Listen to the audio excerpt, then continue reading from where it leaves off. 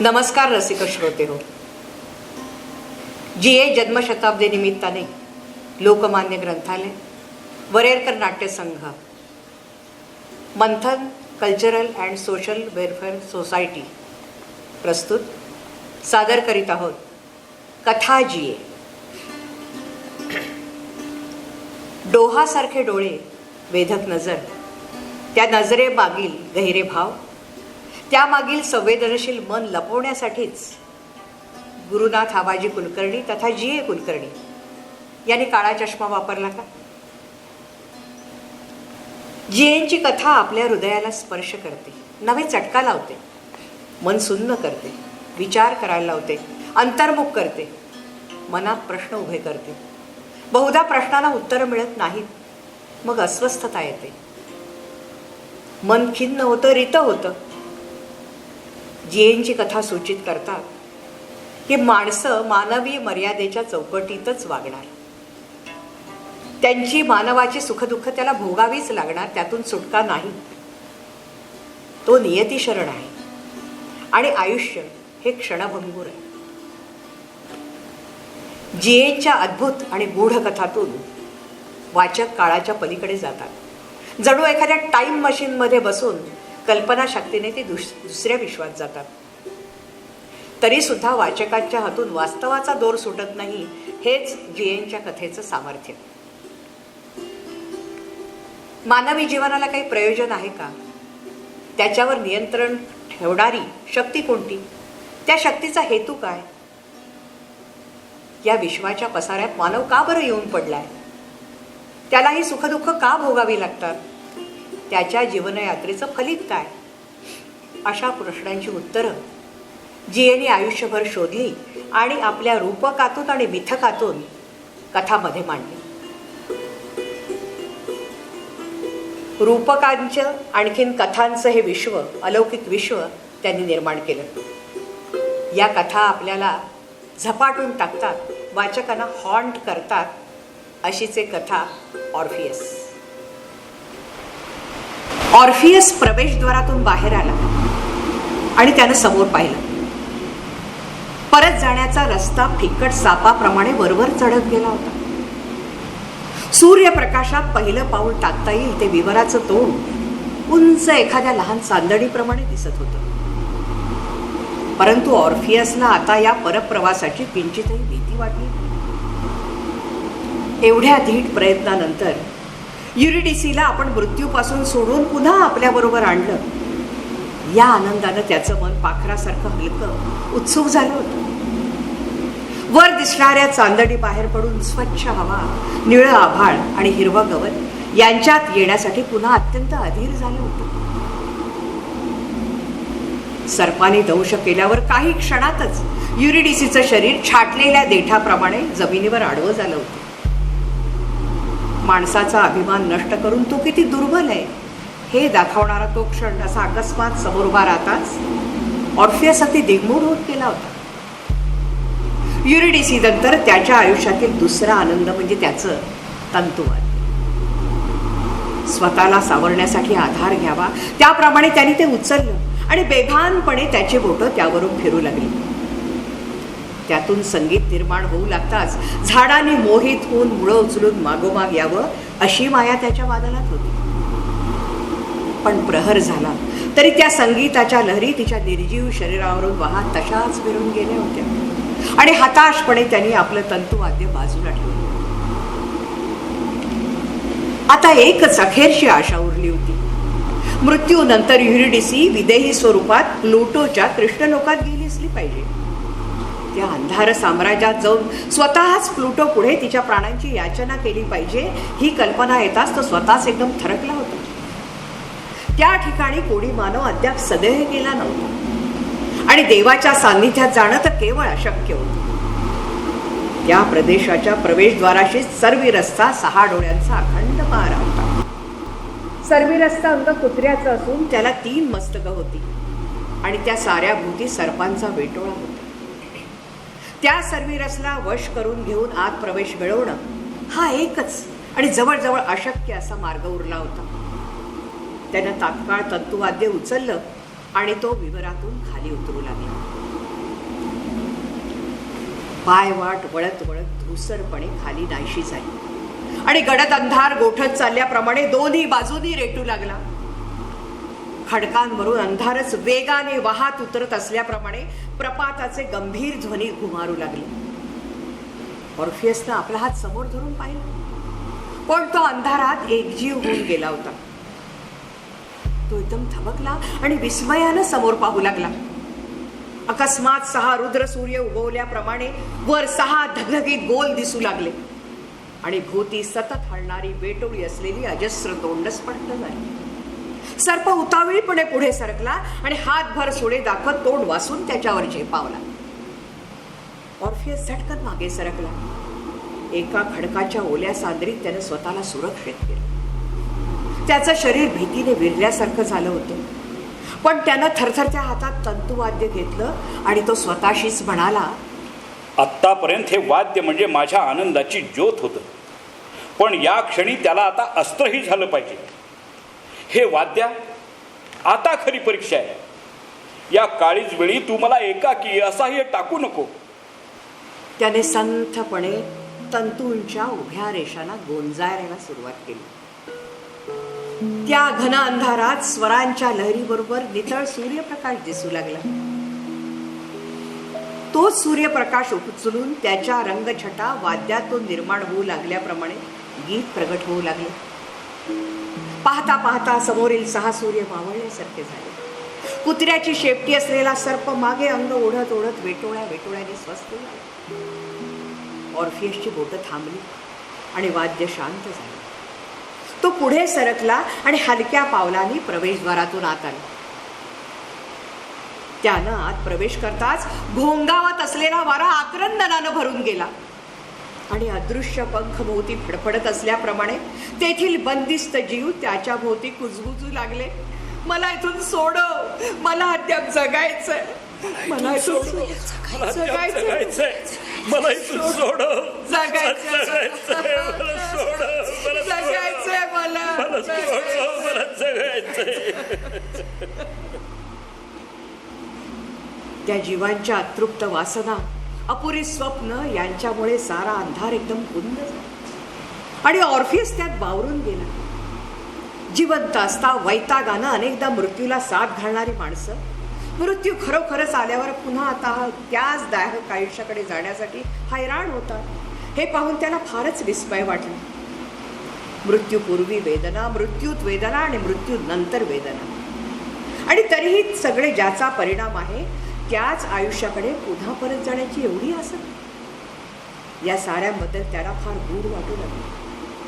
पण या साऱ्यातून मुक्त करण्याचं सामर्थ्य आहे कोणाला? या वेदनेने जळजळ्या ढोळक्यातच युरिडिसी देखील कुठेतरी असेल. या अनंत आवाजात तिचाही स्वर बोलत असणार. हे ध्यानात येताच त्याला तिथे राहावे ना. तो घाईनं पुढे गेला. आता पायाखालची जमीन सपाट झाली होती आणि ते एक भव्य सभागृह असल्याप्रमाणे भोवतालचे कडे उंच खांबांप्रमाणे रेखीव झाले होते.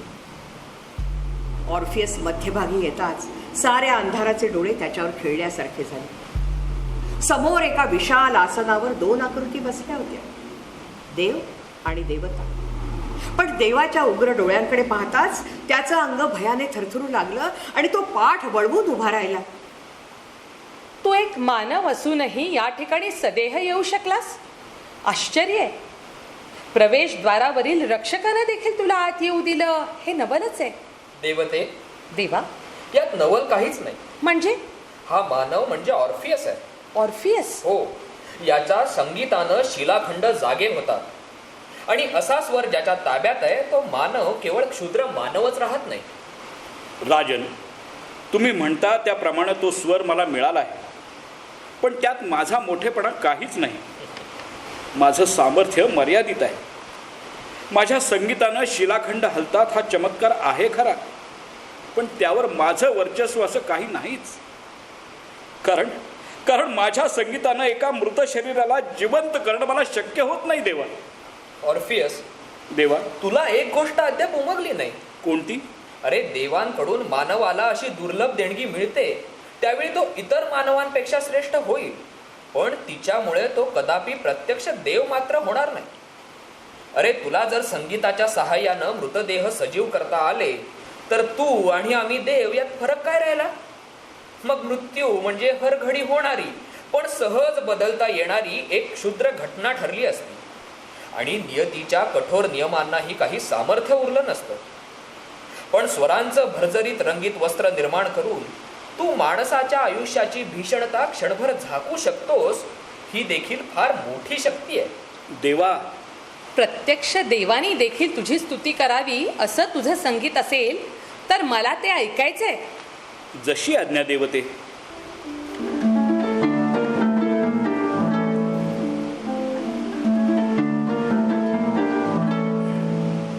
वा, सुंदर, प्रतिम.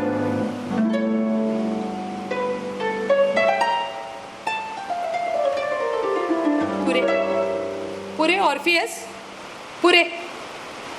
माधुर्यामुळं सतत ऐकावंसं वाटतं पण उत्कटतेमुळं असह्य वाटतं असं तुझं संगीत. तुला मृत व्यक्तीला जिवंत करता येत नसेल पण मृत दिवस मात्र तू पुन्हा जिवंत केलेस.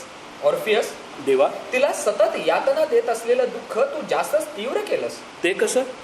अरे या देवतेचा जन्म सूर्यप्रकाश, फळं, फुलं, रंग यांनी भरलेल्या देशातला आहे. पण आयुष्य मात्र चिरंतन माझ्या शेजारी या अंधारात जगावं अशाच घटना घडत गेल्या. वर्षातून 3 महिने मात्र तिला तिकडे म्हणजे सूर्यप्रकाशात परत जाता येतं.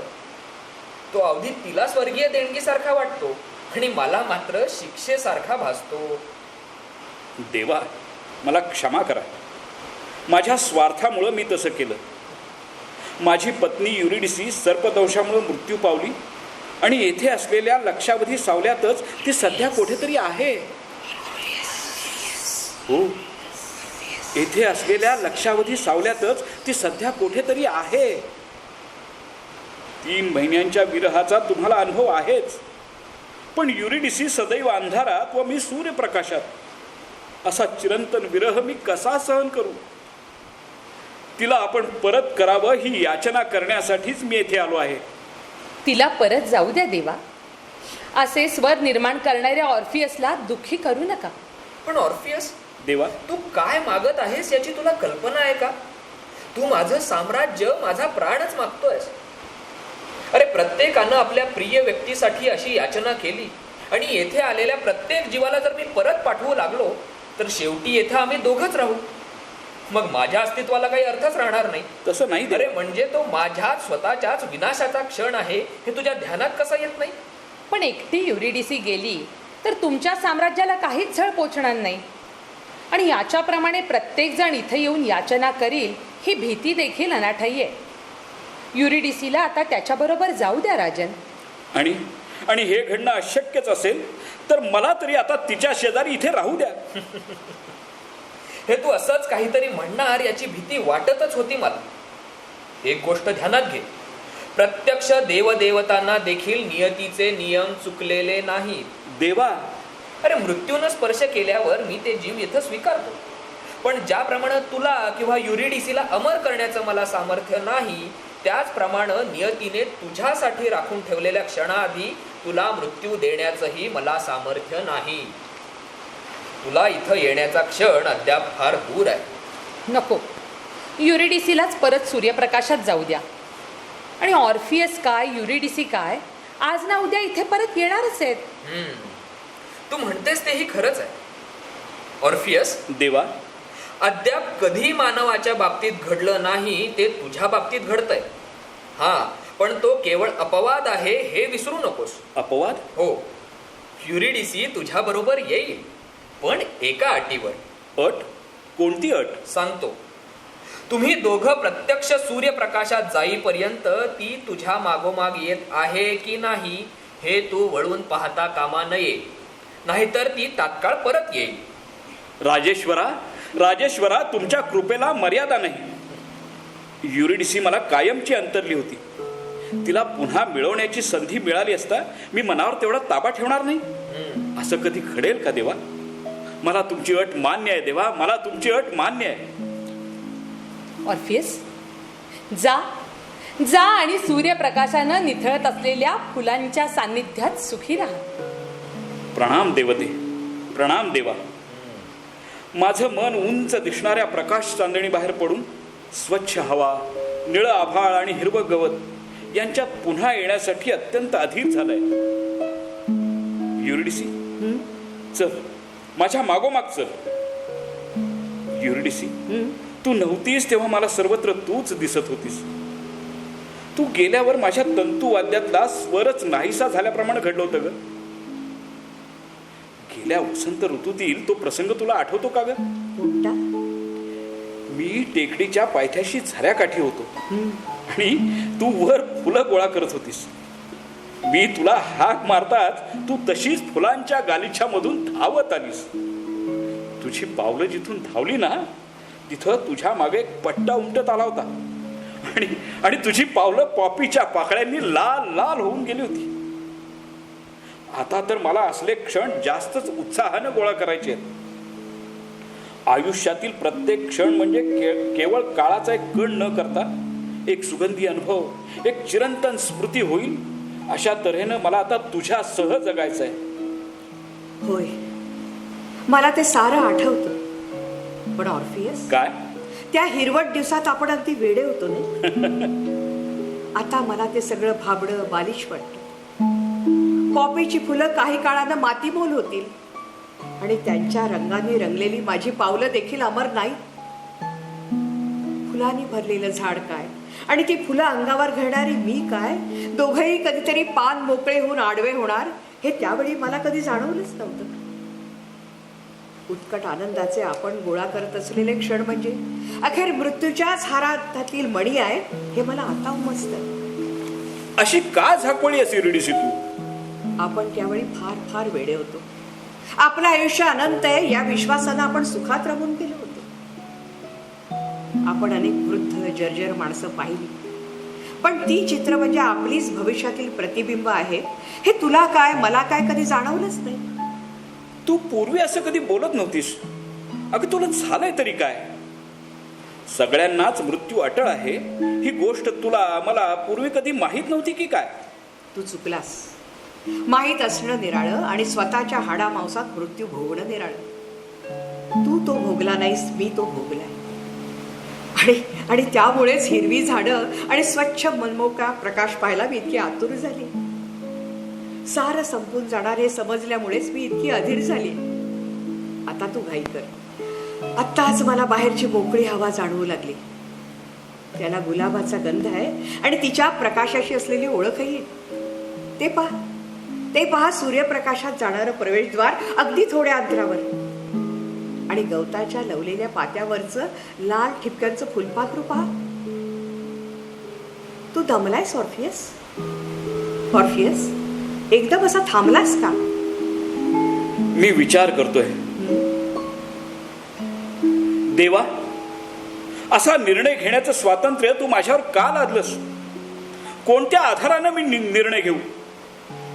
तू काही मला म्हणालास ऑर्फियस? मला क्षमा कर युरिडिसी. ऑर्फियस, कारण मी मागं वळून पाहणार आहे. नको ऑर्फियस, नको. हो, मी मागं वळून पाहणार आहे. नको ऑर्फियस, नको. मी मागं वळून पाहणार आहे. नको ऑर्फियस. देवा, तू एवढ्यात परत आलास? युरिडिसीला घेऊन तू सूर्यप्रकाशात निघाला होतास ना? हो, तुम्ही मला फार मोठं औदार्य दाखवलं, पण ते स्वीकारण्याची माझी योग्यता नव्हती. म्हणजे? मी तुमचा घोर अपराध केलाय. यावेळी तुम्ही मला जे प्रायश्चित्त द्याल ते स्वीकारण्यासाठी मी माघार आलो आहे. साऱ्या मानवात अत्यंत निर्बुद्ध म्हणून तुझं नाव चिरकाल टिकेल. देवते, मानवाला पूर्वी कधी मिळाली नव्हती अशी देणगी केवळ माझ्या विनंतीमुळे तुला मिळाली होती. तुला तुझ्या उतावीळपणाला आवर घालता आला नाही. तुझ्या इतका क्षुद्र अविचारी मानव मी कधी पाहिला नाही. तू इथून तात्काळ चालता हो.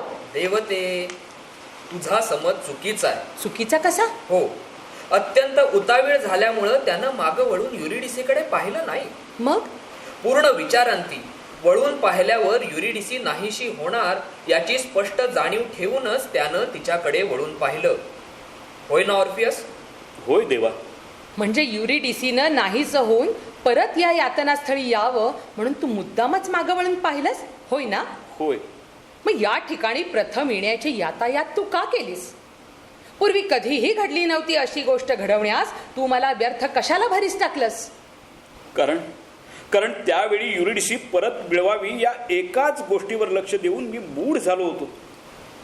मी एवढा धोका पत्करून या ठिकाणी आलो ते युरिडिसीला परत नेण्यासाठीच हे पूर्णपणे सत्य आहे. मग पण इथून जाताना माझ्याबरोबर जी स्त्री आली होती तिचं नाव युरिडिसी असूनही मला माहीत असलेली युरिडिसी नव्हती. म्हणजे आता मला पूर्ण अज्ञात आहे असा तिच्यात समूळ बदल झाला होता. मृत्यू भोगलेली व्यक्ती आणि मृत्यू घडतो हे केवळ माहीत असलेली व्यक्ती यांच्यात फक्त एका काळ्या क्षणाचंच अंतर नसतं. म्हणजे काय म्हणायचंय काय तुला? प्रत्येक सुख आसक्तीनं तळव्यावर घेऊन त्यातच रमून जाणारी पूर्वीची युरिडिसी मला सोबत हवी होती आणि ती तर आता संपूर्णपणे नष्ट झाली आहे. ऑर्फियस, जी माझ्या पाठोपाठ येत होती तिच्यात तर मृत्यू विषाप्रमाणे भिनून राहिला होता. आता ती पुन्हा सदैव होऊन माझ्याबरोबर राहणार होती. तरी एकदा भोगलेल्या मृत्यूची स्मृती तिच्यातून कधी नष्ट झाली असती का? मी फुलांकडे पाहत असताना तिला त्याच वेळी त्याच फुलांचा नाश दिसणार. पण ऑर्फियस, पाखरांच्या गीतानं मी मोहरून गेलो तर तिला त्याच स्वरात पंख पसरून निर्जीव झालेलं पाखरू आठवणार. मानवालाच नव्हे तर सर्वच प्राणीमात्रांना मृत्यू अटळ आहे हे मला माहीत आहे. पण तेवढ्यासाठी प्रत्येक क्षण त्याच्या छायेत जगत राहणं मला कदापि सहावणार नाही. देवा, मी मागं वळून पाहिलं तर युरिडिसी माघारी जाईल ही तुमची अट प्रथम मला फार कठोर वाटली होती. पण माझं ते अज्ञान होतं. ती अट नव्हती तर सवलत होती. ती कशी काय? तिच्यात व माझ्यात आता अशी एक दरी निर्माण झाली आहे की आम्ही आता एकाच भूमीवर नांदू शकणार नाही. अरे पण ऑर्फियस, हा निर्णय घेताना मला सहज सुख झालं नाही. एका बेभान क्षणी आंधळेपणानं मी तो निर्णय घेतलाही नाही, तर पूर्ण स्वतंत्रपणे परिणामांची पूर्ण जाणीव ठेवूनच मी तो निर्णय घेतला.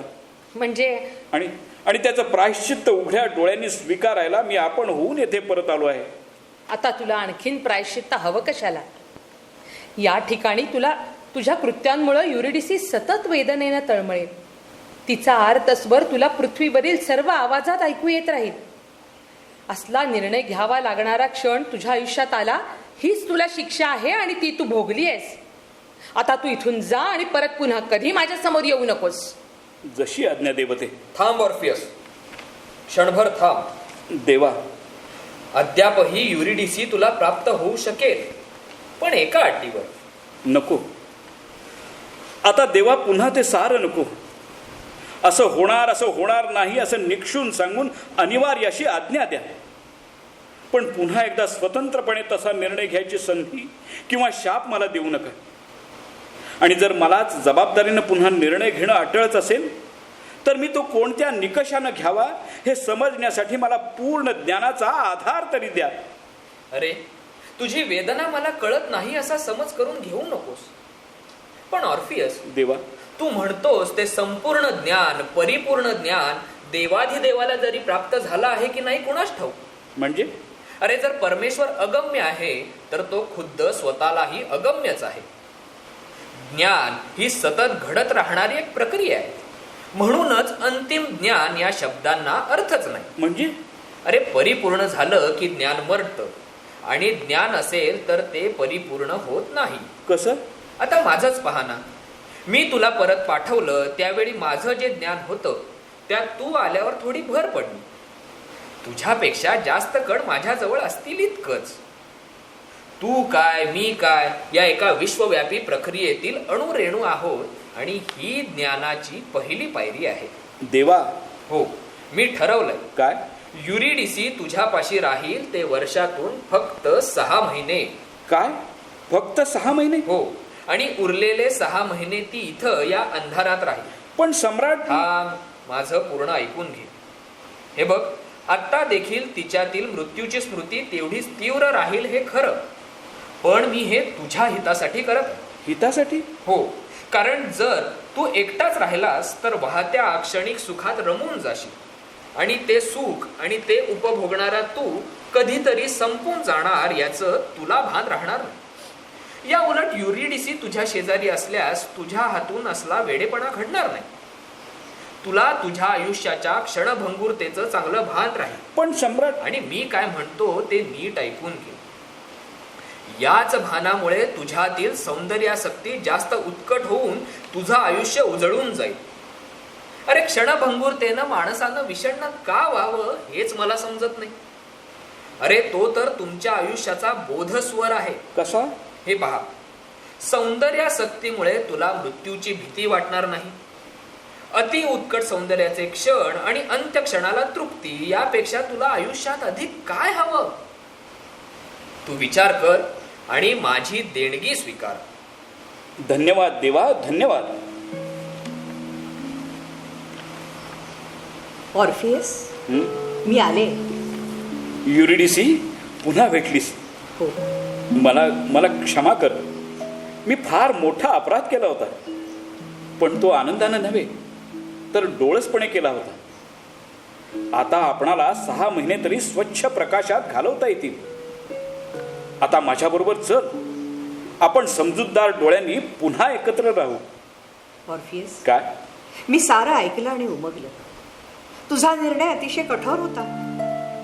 तो मला पाषाण हृदय वाटला होता, पण तो अनिवार्यच होता हे मला आता उमगलं. पण आता या क्षणी मात्र मला तुझ्या इतकाच कठोर निर्णय घेणं भाग पडतं. काय? देवाचे शब्द भव्य आहेत, पण माझ्यासारख्या सामान्य आवाक्याच्या स्त्रीला ते झेपणार नाही.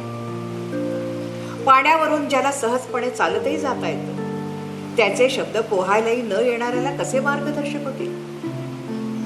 एकदा मी तुझ्या बरोबर प्रकाशापर्यंत आले होते, पण तुला मला परत पाठवावं लागेल. आता तू मला बरोबर बोलवत आहेस, पण आता तुला एकाकीच परतावं लागणार आहे. काय? ऑर्फियस, मी तुझ्या बरोबर येणार नाही. अगं काय बोलतेस तू?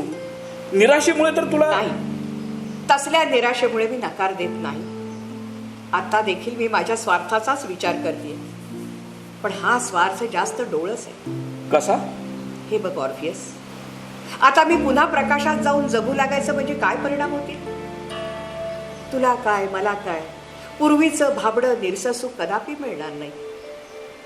मानवाला मृत्यू अटळ हे आपणा दोघांनाही माहीत होतं, परंतु ती केवळ कल्पना असते. परंतु प्रिय व्यक्तीचा मृत्यू भोगल्यावर ती कल्पना जाणीव बनते. मी मृत्यूचा अनुभव घेतलाय, तर तो प्रिय व्यक्तीचा मृत्यू अनुभवलायस. आणि एकदा या कठोर दिव्यातून गेल्यावर पूर्वीची धुंद स्वप्न पुन्हा कधीच सांगता येत नाही. तसं नाही युरिडिसी. होय ऑर्फियस, तसंच आहे, तसंच आहे. उलट 6 महिने मी प्रकाशात जगायचं म्हणजे काय होईल? पुन्हा कशावर तरी जीव जडवायचा, आसक्त व्हायचं, पुन्हा नव्या वेदना स्वीकारत जायचं. आत्ताच एकदा इकडे येताना सारं सोडून टाकून यायचं म्हणजे माझा जीव तडफडला. त्यात आणखी भर टाकत अनेक मृत्यू सहन करत राहायचं, माझ्यात त्राण नाही. हे सारं मी एकदाच भोगलं, तेव्हाच ते असह्य झालं. ते मी पुन्हा भोगावं अशी तुझी इच्छा आहे का? नाही युरिडिसी. आणि हे बघ, आपण पुन्हा एकत्र आलो तरी काय होईल? तुझा आणि माझा मृत्यूचा क्षण काही तोच असणार नाही. ते भाग्य फार थोड्यानं लाभतं. जर मी तुझ्या आधी कायमची इकडे आले, तर सध्या जे घडलं तेच पुन्हा घडणार. तुझं मन दुःखानं होरपळे, तुला ते सारं पुन्हा सावेल का? नाही युरिडिसी, नाही. मग तुला माझ्या आधी यावं लागलं तर मला ते मात्र केवळ असह्य होईल. आणि तसला मृत्यूच्या आधीचा मृत्यू मी उघड्या डोळ्यांनी स्वीकारू? नाही युरिडिसी. ऑर्फियस, आता पुन्हा काहीही पूर्वीसारखं साधलं जाणार नाही, हेच खरं. मग थोड्या अनिश्चित सुखासाठी अनंत असह्य अशा निश्चित दुःखात आपण कशासाठी गुरफटून जायचं? तू आणि मी एक गोष्ट आता धीटपणे उमगली पाहिजे. मृत्यू हा एकच सत्य क्षण आहे. युरिडिसी. ऑर्फियस, आता तू जा, पण त्याआधीच मी अन्यत्र इथून जाईन. कारण तू परत जात असलेला मला पाहणार नाही. आणि ज्यावेळी तुला इकडे यावंच लागेल, त्यावेळी मात्र तू येत असलेला पाहण्यासाठी मी या अंधारात तुझी सतत वाट पाहीन. युरिडिसी थांब. जाते मी ऑर्फियस, थांब युरिडिसी, थांब जाते मी युरिडिसी, थांब. ऑर्फियस. गेली ती दोघ जण. स्त्री काय पुरुष काय, मानव म्हणजे एकंदरीनं डोळ्याच्या बाहुल्या उफराट्या असलेला एक प्राणी आहे हेच खरं. ती एवढ्या आसक्तीनं प्रकाशाकडे प्रथम धावली होती, पण तिथं अर्धवर्ष राहण्याची संधी मिळत असता तिनं ती शांतपणे लाथाडली. एकदा यानं सुखाकडे पाठ फिरवली तर दुसऱ्या खेपेला सुखानं त्याच्याकडे पाठ फिरवली. एकदाच संधी मिळायला मानवाला दुर्मिळ भाग्य लागतं, पण दोनदा संधी मिळूनही रिताच राहिलेला हा माणूस मात्र अत्यंत बुद्धिहीन किंवा दुर्दैवी असला पाहिजे. नाही देवते, ती दोघही शहाणी आहेत. शहाणी? हो, कारण त्या दोघांनीही आपल्या मर्यादा ओळखल्या आहेत. मर्यादा? त्या कशा काय? यालाच कदाचित ज्ञान देखील म्हणता येईल. वाट्याला अमर्याद दुःख पण ते सहन करण्याची मर्यादित शक्ती, अपार आकांक्षा पण त्या साध्य करण्यासाठी क्षीण सामर्थ्य असा हा मानव. देवते, देवा, आपणाला यापैकी कशाचाच ताप नाही. हो, त्यांचं कोणतंच अग्निदिव्य आपणाला कधीही भोगावं लागत नाही. खरंय. मग त्यांच्या बाबतीत योग्य अयोग्य ठरवण्याचा आपणा निव्वळ देवांना काय अधिकार? खरंय देवा, अगदी खरंय. क्षणभर शब्द त्या दाट अंधारात तरंगले आणि विरून गेले. अंधार पूर्वीप्रमाणेच निरुत्तर आणि निश्चल झाला. निरुत्तर, निश्चल,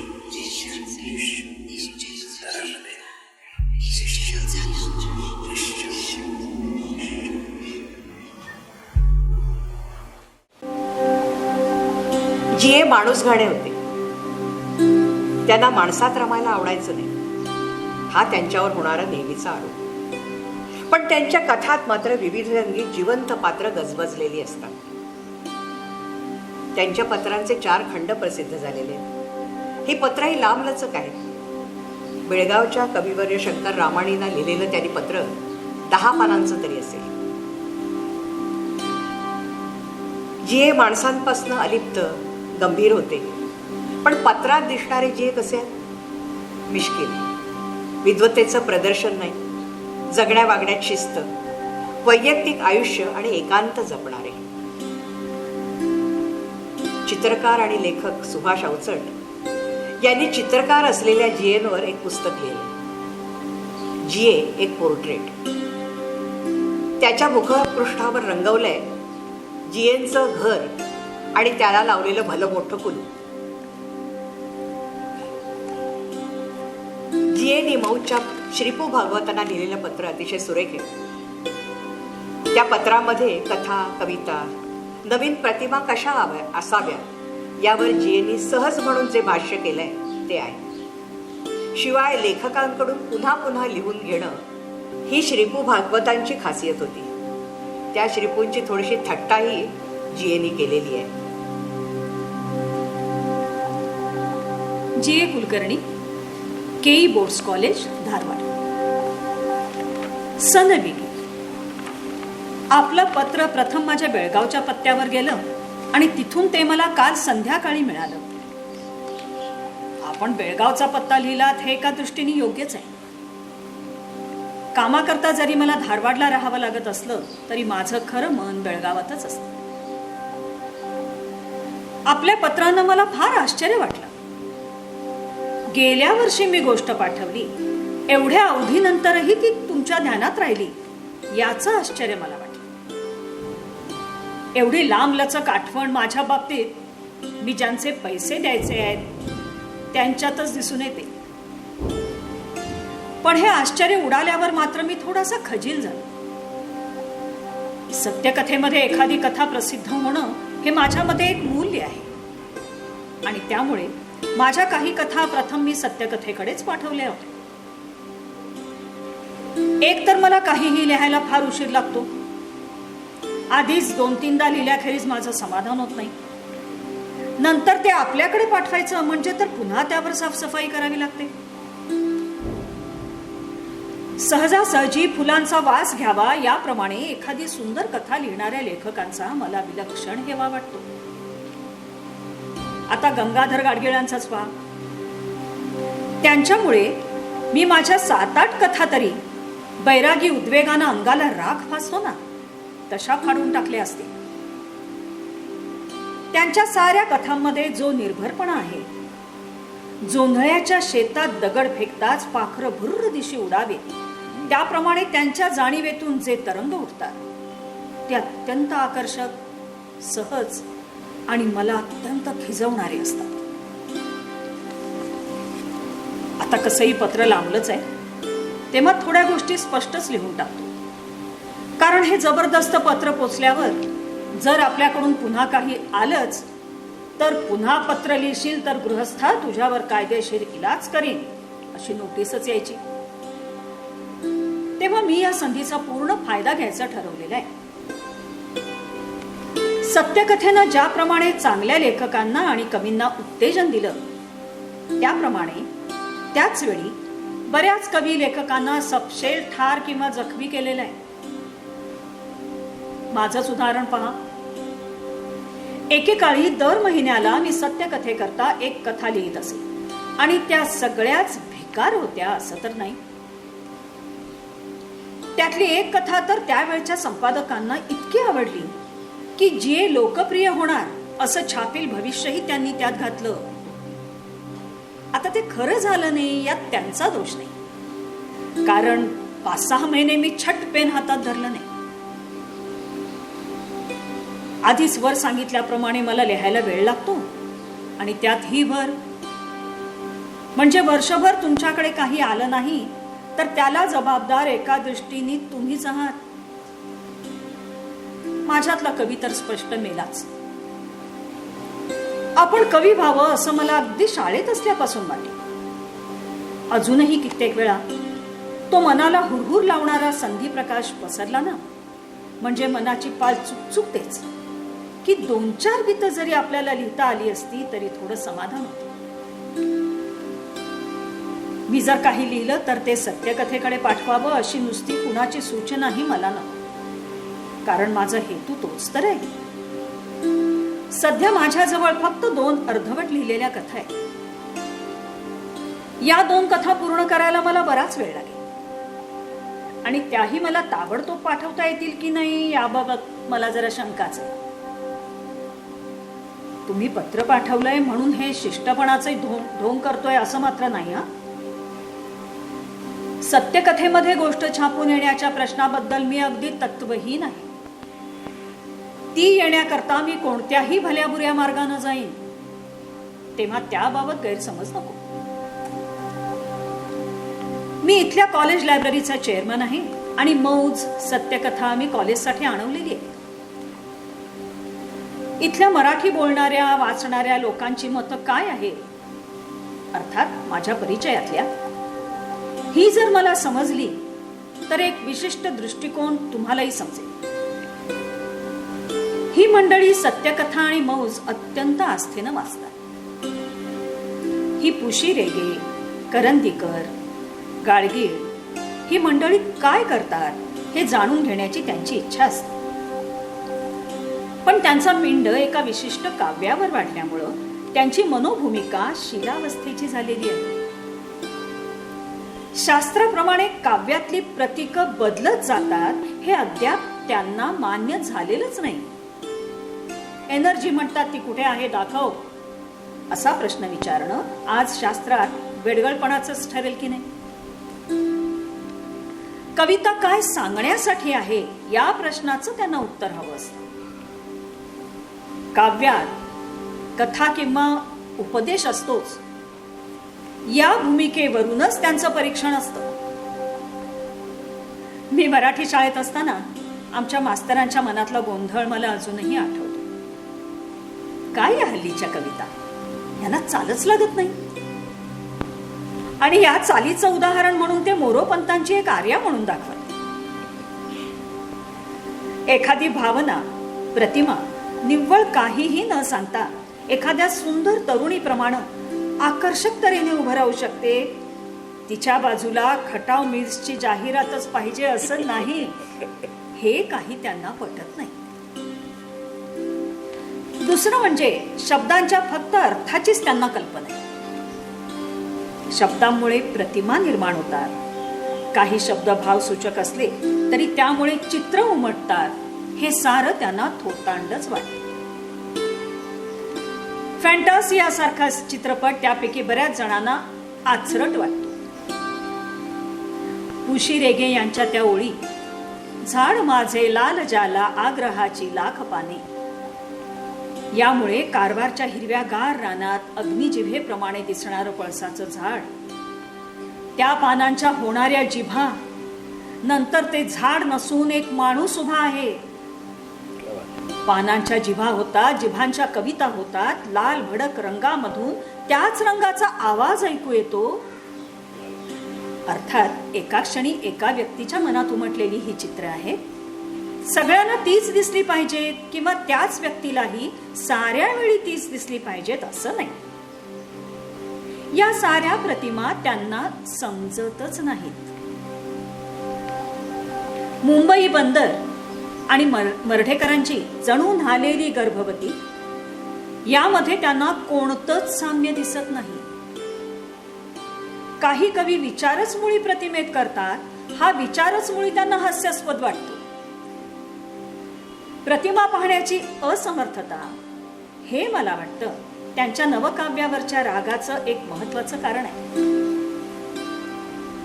कथांच्या बाबतीतही तेच दिसतं. कथेला गोष्ट तर असलीच पाहिजे. सुरगाठ, निर्गाठ, उकल इत्यादी अवस्था त्यात वरवरही दिसल्या पाहिजे असं त्यांना वाटतंच वाटतं. कादंबरीमध्येही एखादं गुपित पाहिजेच पाहिजे. म्हणजे अ हा ब चा मुलगा म्हणून परिचित असतो, पण कादंबरीच्या शेवटी तो ब चा नसून क चा मुलगा आहे असं समजतं आणि त्याचं ब च्या मुलीशी लग्न होतं. लहानपणीच एक काका घरून पळून जाऊन जपान चीन मध्ये कुठेतरी सर्कशीत जातो. या असल्या शेंबड्या बुळबुळीत भानगडी, याच प्रतिभा साधन युगात ते वावरतात. यामुळेच शितू कादंबरी एका प्राध्यापिकेला कशीशीच वाटली. आता मात्र नक्कीच थांबतो. अहो पत्र की काय हे, पत्रावळी झाली त्याची. सत्यकथेमध्ये 6 महिन्यात एक गोष्ट आली तरी मला बस.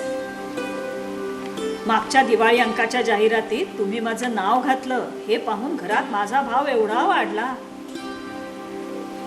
त्या एका दिवशी घरातल्या विशेषतः सगळ्या स्त्री मंडळींनी माझं सगळं म्हणणं अडथळे न आणता ऐकून घेतलं. बोला. अशा तऱ्हेचे 2-4 दिवस वर्षातून आमच्या वाट्याला आले तर काय मला नको आहे? पत्राबद्दल पुन्हा आभार. माझं पत्र लांबलचक झालं याबद्दल क्षमा करा. पत्रांच्या बाबतीत मी जरा ऐपतदार माणूस आहे. 3 पानांखाली आम्हाला लिहिवतच नाही. आपला कृपाभिलाषी जी. कुलकर्णी.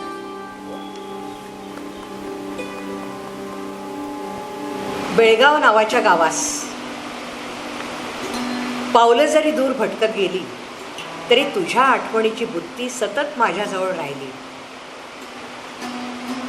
रमलखुणा या पुस्तकाला जीएनी लिहिलेली आगळी वेगळी अर्पण पत्रिका. जीए म्हणजे बेळगाव. बेळगावच्या महादेव गल्लीत त्यांचा जन्म झाला. प्राथमिक, माध्यमिक, कॉलेजचं शिक्षणही बेळगावातच. जीए बेळगावच्या मातीतच रुजले, वाढले, आकारले आणि घडले.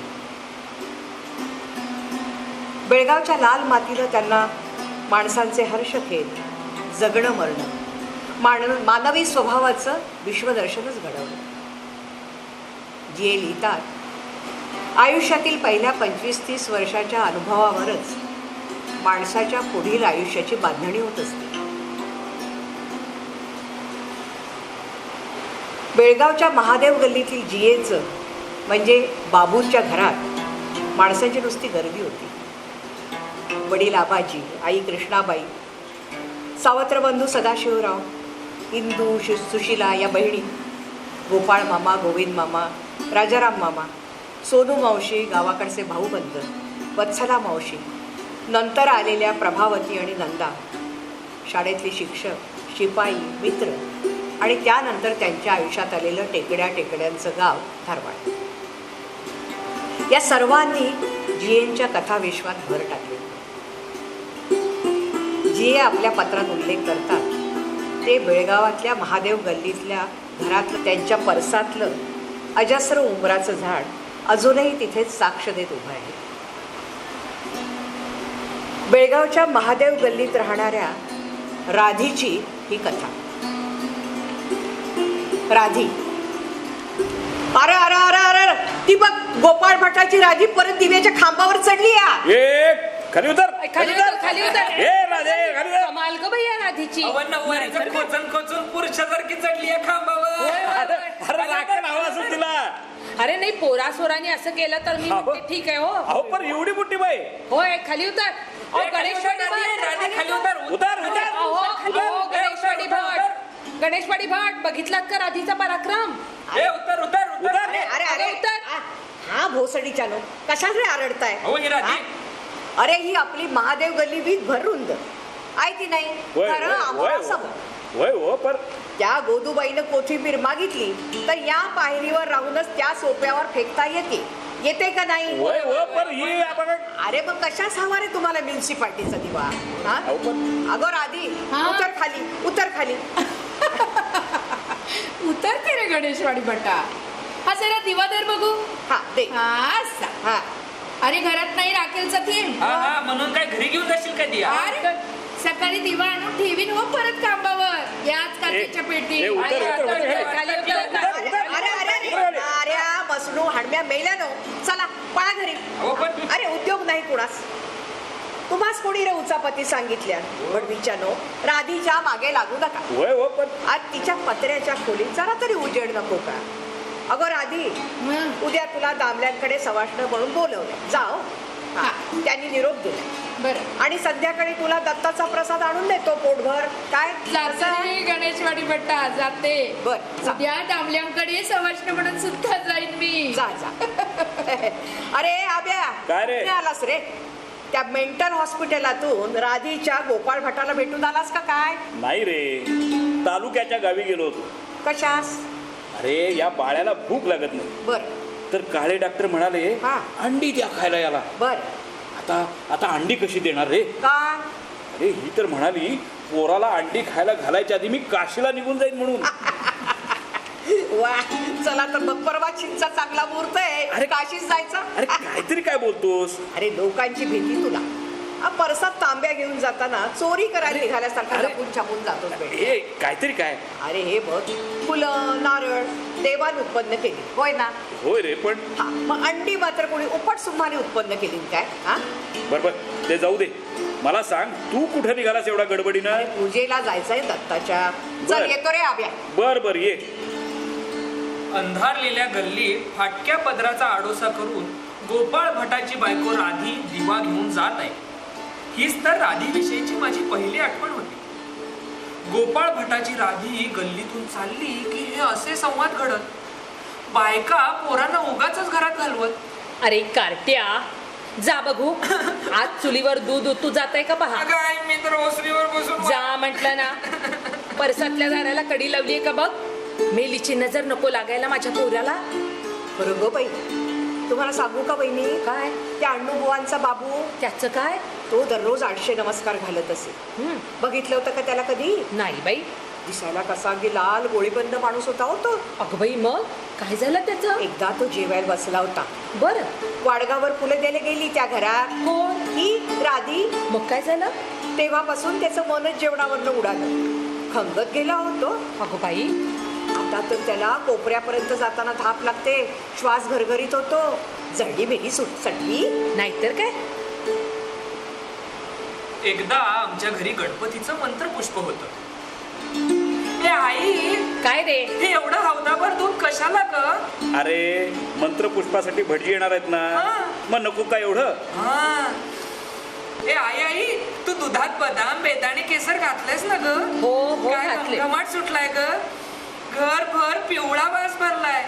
ए आई, केव्हा ग संपणार मंत्रपुष्प? आम्हाला उरेल ना ग केशरी दूध? हो मला रे. तर आत्ताच भूक लागलीये. ए आई, ती बघ राधी आली आहे. राधी झालाच गो बाई सत्यानाश आता. कृष्णाबाई गणपतीला नमस्कार करायला आले होते हो. हो आटीव दूध का? हो. चांगला केशराचा घमघमाट सुटलाय हो. तुमचा हातच कृष्णाबाई चांगला. सगळ्यांचं झालं ना की बरं का मलाही कपभर दूध ठेवा हा. हो येते ठेवते. मी. येते रे बाळ्या. हा गेली का सटवी? गेली. बघाच आता तिचा प्रताप. मी नको म्हटलं तरी तिलाच सवाष्ण म्हणून बोलावून आणताना हो. तुम्ही ऐकायचे नाहीत कधी? ए, आई आई, हे दूध बघ ना. अगो बाई अगं दह्यासारखं दिसतंय. विरजून पिवळं झालंय. हो. अबा बघा ना. नसलं ग बाई दूध. सटवी कुठली मढ काढलं तिचं. अगं अगं हळू, बाहेर मंत्रपुष्प चाललेलं भटजींचं. हो हे बघ, मी इकडून तिकडून गोळा करून आणतो दूध भटजींपुरतं. वेळ भागली की झालं. हो आणि आणि असं कधी नजरेनं दूध बिघडतं होय? मग अगं कदाचित तूच घातलेला बदाम कडू निघाला असेल. हो हो तुमच्या असल्या लाडानेच ती शेफारून गेलीये. तुमचा हात आवरून घ्या आणि बघा. अगं पण तिला कुणी कुत्र विचारणार नाही. म्हणे कुठं नजरेने दूध नाचतं की काय. अगं हो तिची नजर कशी अगदी फुलासारखी आहे हो. तसं नव्हे ग. बाळ्या ऐकलंस ना, तिनं सुपातल्या तांदळाकडे नुसतं पाहिलं की त्याचा अगदी कसा साखर भात होऊन बसतो बरं का. गपरे मेल्या. पण आई, आता आम्हाला का कुठलं केशरी दूध? ए, ती राधी तू म्हणतेस तशीच सटवी आहे का ग आई? पण खुद्द आबा देखील एक दिवस हादरले. अहो आबादू, अहो आबादू. काय रे बंड्या? अहो लई शोधलं. अरे काय ते? गाय चरत होती हं. कोरडात. टेकली पल्ल्याड मग? रोजच्या सारखी हो. मग काय झालं? मी होतो झाडाखाली. अरे बोल की घडा घडा. येळ झाल्यावर बाकीची गुरं आली परत. पण गाय कुठंच हा? नाही आपली. हा? हा, तिकडच्या गावात मी शोधलं. अरे? नाही कुठंच. अरे काय सांगतोस काय? अगो बाई मला काल वाटलंच पण मी बोलले नाही. तुम्हाला राग यायचा. काल आली होती ती सटवी राधी. गाईची शेपटी तोंडावरून फिरवत म्हणाली होती, गाय असावी तर अशी. कधी काळी जमलं ना तर मी पण एक गाय बाळगणार आहे. मी चिडलेच होते पण बोलले नाही. पण गाय काही मिळालीच नाही. आता जर ती राधी या घरात आली तर तिच्या झिंजा धरून मी तिला बाहेर घालवेन. अगं पण गाईला पायावर घातलं चिटकीच्या. आता आणखीन काही वाईट व्हायला नको ग बाई. काय हो? हो हो. आबा खाली मान घालून गप्प बसले.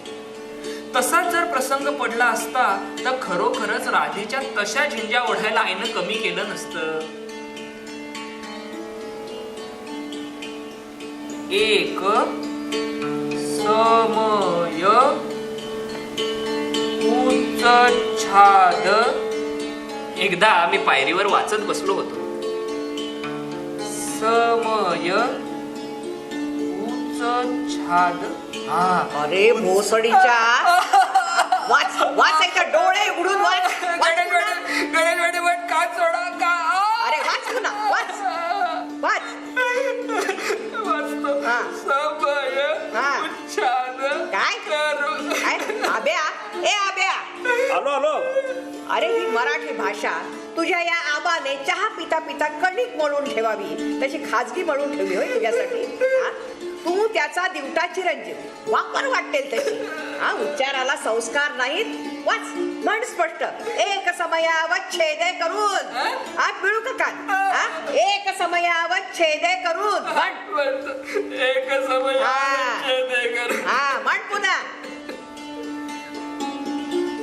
खरंच तो शब्द एक समयावच्छेदे करून असाच होता. आईमुळं उच्छाद हा शब्द माहित होता. पण गणेशवाडी भटामुळं एक समयावच्छेदे करून हा अजस्र शब्द खिळा ठोकून आठवणीत बसवला. हा पण त्या दिवसापासून पायरीवर बसून वाचन बंद. पण हा गणेशवाडी भट होता म्हणून तर राधीला त्या गल्लीत जगता येत होतं. कधीतरी दुकानात जाऊन चहाची पूड गुळ आणता येत होता. आमची शाळा महादेवाच्या देवळात भरे. मी मराठ्यांचा बाळू, मांजर डोळ्यांची ती गोखल्यांची शांती मिळून येत असू. एकदा नवीन वाहना शाळेतच विसरलो. शांती आणि बाळू पुढे गेली. मी चपला घेऊन परतलो. नवीन चकचकीत चपलांना धूळ लागली होती, ती हातोप्यानं पुसली. कोण कोण ते? अरे मी राधी रे. राधी? ये घरात ये माझ्या. बापरे, हिच्या घरी गेलो हे आईला समजलं तर हाडांची पूड होईल. पण राधीचं घर बघायचंय. तिची एवढीशी खोली, अस्ताव्यस्त पसरलेलं कुंकू लावणारी राधी कशी राहत असेल? जादू टोणा, मुलांना बिब्बा घालणारी वाईट नजरेची बाई कशी असते? हा, रस्त्यावरही कोणी नाहीये, जाऊया. ये. तू इथं आलेला समजलं तर आई तुला चांगला ठोक देईल, होय की नाही? पण तू तरी अशी कशाला नजर लावत हिंडतेस ग गावातल्या लोकांना? फुलचटच आहेस. मी? अरे माणसाच्या डोळ्यांनी कधी दूध नसतं, गायी हरवतात. मग आता हेच बघ, तुझ्या आईनंच मागे एकदा म्हटलं होतं. काय? राधी, जोडवी धुतलीच वाटतं आज. त्याच दिवशी माझं एक जोडवं कुठं हरवलं कोण जाणे. म्हणजे मला तुझ्या आईची नजर लागली होय रे पोरा. हा, हे कधी माझ्या ध्यानातच आलं नव्हतं. बाळूची पांढरी शुभ्र दौत होती. मी त्याला म्हंटल, चैन आहे बुवा तुझी, दुधी दौत आहे तुला. त्याच वेळी दौत खाली पडली आणि तिचा चकडा चूर झाला. परंतु त्या दौतेला माझी नजर लागली असं कधी. पण आता राधीचं बोलणं ऐकून मला एकदम मोकळं वाटू लागलं. ये बैस इथं खोक्यावर. हा, ए राधी, हा. इथं खोलीत किती कोंदट डोकं आहे नाही? हा? ही चुलीजवळची भिंत किती काळवंडली आहे ग.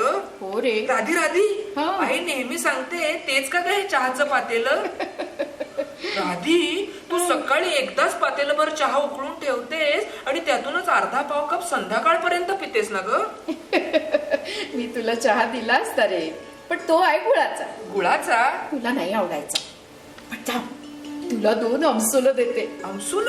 त्यात मिठाचा खडा ठेवून ती तोंडात धरली की इतकी छान लागतात म्हणतोस. तेव्हापासून आमच्या घरी आमसुलाचा खप वाढला. हे घे साबणाचं पाणी. कशाला? एरंडाच्या पोकळ देठानी त्याचे रंगीत फुगे काढता येतात. कसे ग? असे. ए बाळ्या, मी तुला गाणं शिकवू? कोणतं ग? म्हातारी आणि कृष्णाचं. म्हातारी आणि कृष्णाचं? हा हा. कृष्ण तिचं दही दूध खाऊन फसवतो तिला. मग? अवकाळी मृग आला, करुणा आली त्या म्हातारीला, जवळ बसे नाव पुसे, असा. ती त्या बायकोला म्हण, जवळ बसे नाव पुसे, ती त्या बायकोला, माझं नाव कृष्णाबाई. कृष्णाबाई? असच देव ग बोलला. म्हणजे कृष्ण आपलं नाव कृष्णाबाई सांगतो.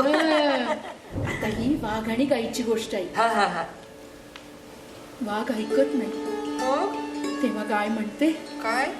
मी वासराला भेटून येते. मग वासराला म्हणते, अरे यापुढं मी तुझ्या जवळ असणार नाही, तुला एकटंच राहायला शिकलं पाहिजे. सांभाळून राहावं, सुखानं आनंदानं राहा. अरे अरे रडू नको, उगी उगी हो. मी फुगे करताना राधी माझ्या अगदी जवळ बसे.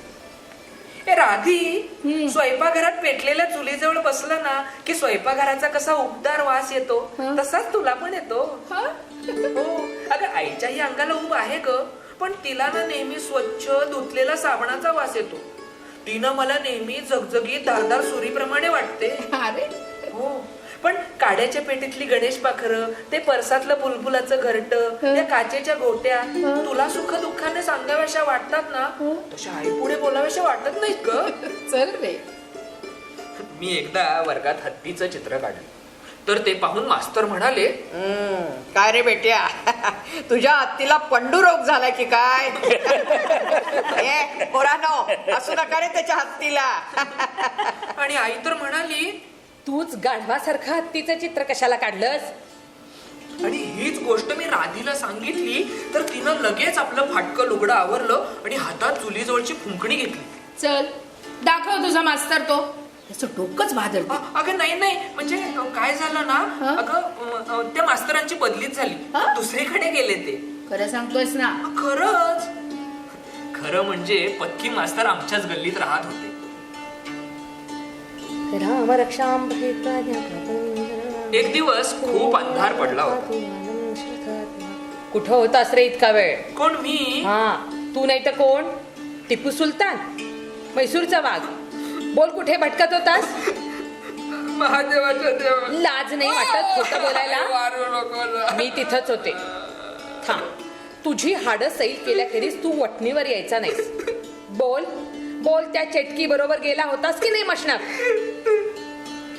मी तेव्हा गेलो होतो राधीकडेच. हे घे रसरशीत रायावळे. ए आणखी दे ना. अरे मी काय पोतभर आणून ठेवले. मग करंदीकर काकूंकडे झाड आहे, घेऊन जा म्हणाले. चल काढूया रायावळे. हा. मी राधीच्या खांद्यावर पाय ठेवून झाडावरचे दप्तरभर आवळे काढले होते. बोल बोल, गेला होतास की नाही तिच्याकडे? आईनं मारण्यासाठी हातात फळकूट घेतलं, आबा पण रागवले. खरंच हे कार्ट बिघडत चाललंय. हो. त्याला चांगलं शिकवलं पाहिजे. आण ते फळकुट इकडं. नको ना. चाल रे माडीवर. नको. चांगला फोकळून काढतो तुला. चाल. मी बोलल्याप्रमाणे करणारा माणूस आहे. चांगली अद्दल घडवतो तुला. आबा नको ना, आबा. चाल. आबा हे काय? अरे काय म्हणजे काय? तुला फळीनं मारीन म्हणालो होतो ना, मग मारतोय तुला. हळू हळू. हे पिशवीत एखादा रायावळा शिल्लक आहे का बघ रे. आबा तुम्ही पण? म्हणजे काय, मला पण फार आवडतात रायावळे. हा, त्या दिवसापासून आबा माझे दोस्त झाले. एके दिवशी मी राधीच्या घरी गेलो, त्यावेळी तिथं असं काही वाट पाहत असेल याची मी कल्पनाच केली नव्हती. बघ, तुला कुत्रा हवं होतं ना? हो. मी आणलंय. ते कुठून ग? अरे काल परांज बँक कडे पाणी भरायला गेले होते. हा. यांच्याकडे 3-4 कुत्री झाली आहेत. हा. त्यातल्या त्यात एक लहान कुत्र आणलंय तुझ्यासाठी. यू. त्याला थोडे दिवस जोडीनं बांधून ठेवायला पाहिजे बरं का, सवय होईपर्यंत. राधीनं ते कुत्र सुतळीनं खिडकीला बांधून ठेवलं होतं. ए शेपूट काय हलवतोय?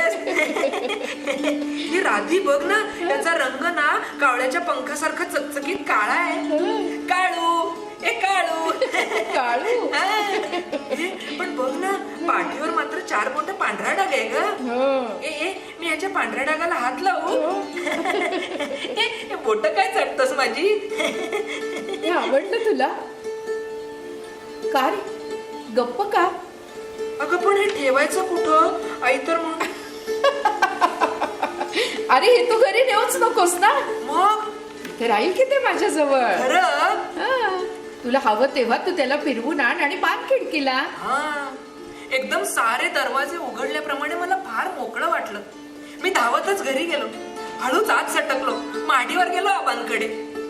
आबा अरे आबा. अरे पाठीवर काय? आबा राधीनं मला एक कुत्र आणलंय छानस.